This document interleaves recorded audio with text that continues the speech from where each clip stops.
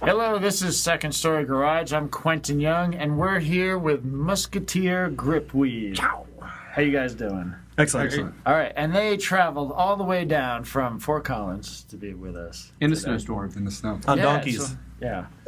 On horseback.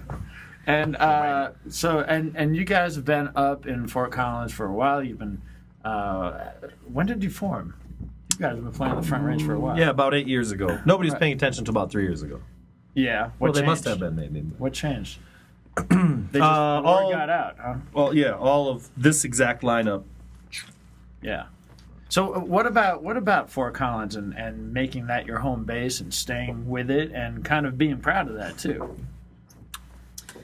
I moved to Fort Collins 13 years ago as a one-year plan. I was on a mad mission to be a wilderness guide, and kind of got stuck, and then roots started to grow, and I met a lot of fantastic people. The music scene is really off the hook up there right now, and so I have not been able to leave Fort Collins for a long time. Yeah. Well, what is going on up there? Because I was living in Fort Collins about 10 years ago, and the scene was just kind of like taking off, and that buzz.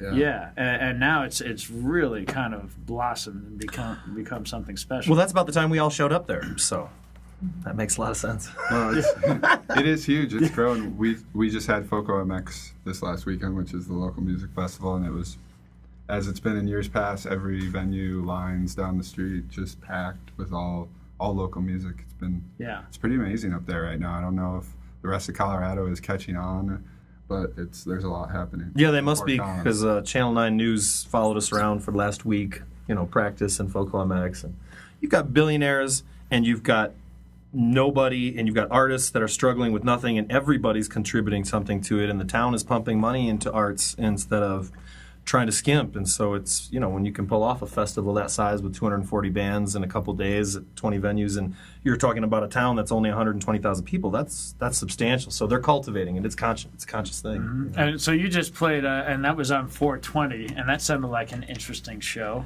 Yeah, it was fantastic. Packed. Every place is packed, but that theater holds what? About 700 people. Yeah, and so it was hot and Which tight. theater? The Aggie Theater. The Aggie, yeah, cool. I was in a band that played on the same bill as Musketeer Gripweed several years ago at Toad Tavern. I don't know if you even remember this. And is it Snowy Night? I don't remember. It was that kind of night. I don't remember. But you guys came on right after my band, and I remember the bass player in my band, and I stuck around, and immediately you guys came on and really had the whole place in the palm of your hands, and what it was is the energy that you guys bring, and you especially, Jason, really kind of helped create this energy, and I from reading about you, I take it that part of it is this alter ego that you have on stage, and you go by Monkey-Paw Patterson. Is that it? Did I have that right? The Reverend. He goes by that. He goes by that. Right. Now that we're done playing, it's just me again. Who is Monkey-Paw? Who is the Reverend Monkey-Paw?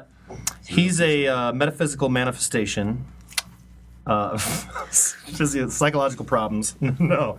I would just say it's like the collection of energy from everybody else. We don't walk in a place and just go. We walk in and we take the energy. If people are there, you harness that energy and then you go with it.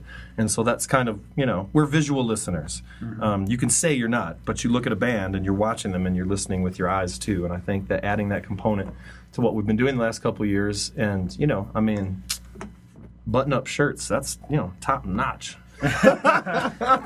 We're trying hard, but we've stepped it up. We're just more professional, more visual, more energy, more songwriting, and Well, we were talking just before about the. You also have kind of a message that you bring too. Is that tied up with what you're talking about? And what is that message?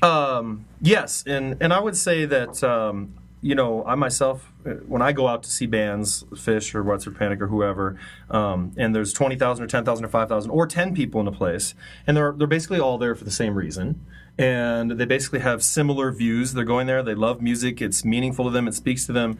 And so if you're there, why can't you take a few moments to say, here's how we can make things better? I mean, it's obvious that we need to make things better, like as a starting point. And we can do it, and I think the message is clear, and it's you could do it for free, and you can do it with more love and compassion and kindness, and it starts in the studio, and it starts at every show. And is that something that you all kind of like are on board with or talk about? Or I'm not sure. I hope so. They haven't censored me on that level yet. So. If we have any dissenters here, no, is that like No, I think it's ever since I've known Jason. Jason and I kind of started out way back in the day playing music, and he's always sort of had that message, and it's a beautiful message, and it's a super easy message that really gets lost on people in their day-to-day lives. Is that you really don't need a whole lot of money. You don't. There's nothing that can really make this world a better place than just us, the public. And do I disagree with Jason on a lot of political issues? Absolutely.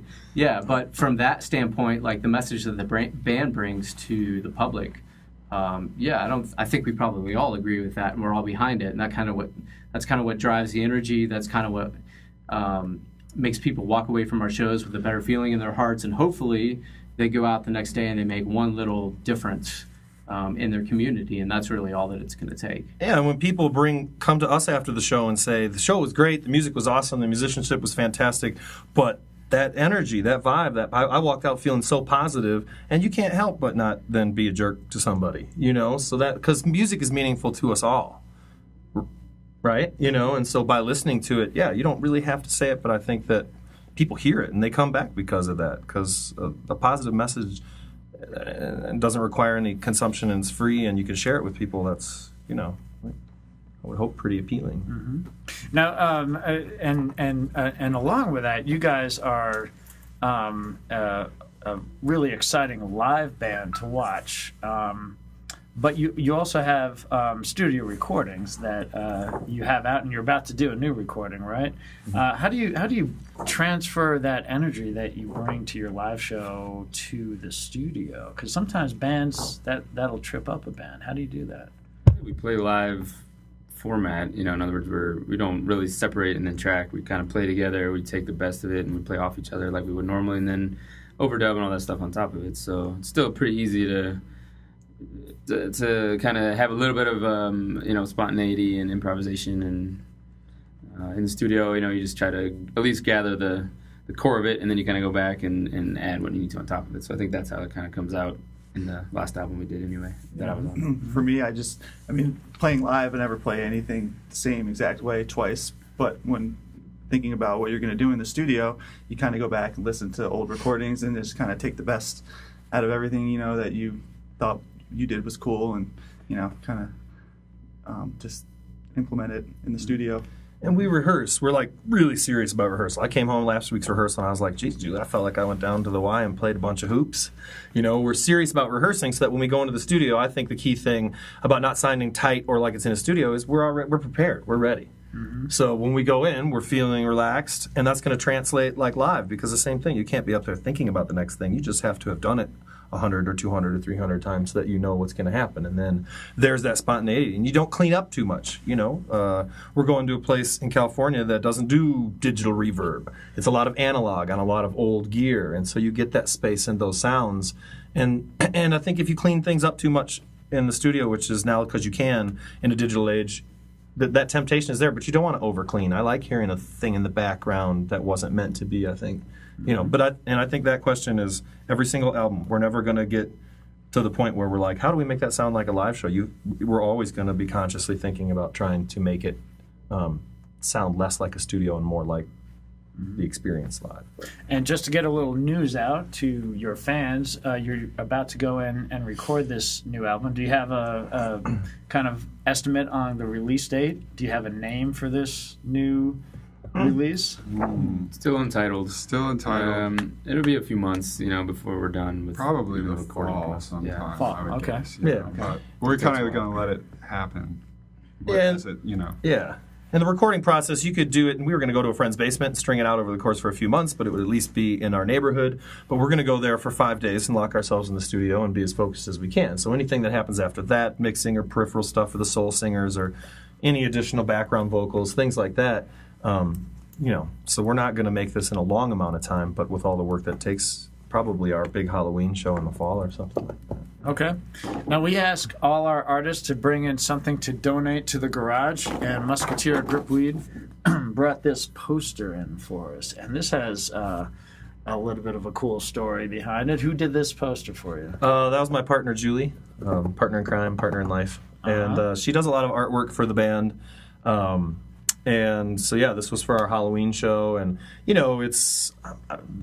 get really great artwork from graphic artists and people who do things on computers, but this is all done by hand. And I think that there's something about our music that somehow connects to the art that we're putting out there. And maybe that's a little more grounded and a little more rough around the edges. And I just, Kind of goes along with your music.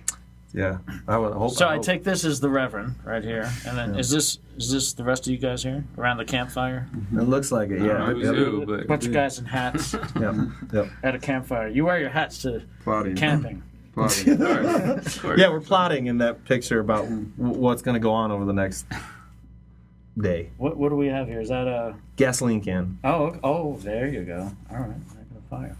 Well, you have to listen to the music that Musketeer Gripweed did for us today, because it is a lot of fun. Thanks a lot for coming in, guys. Yeah, thank you. Absolutely. Thank you. Thank you This for is having us. Second Story Garage.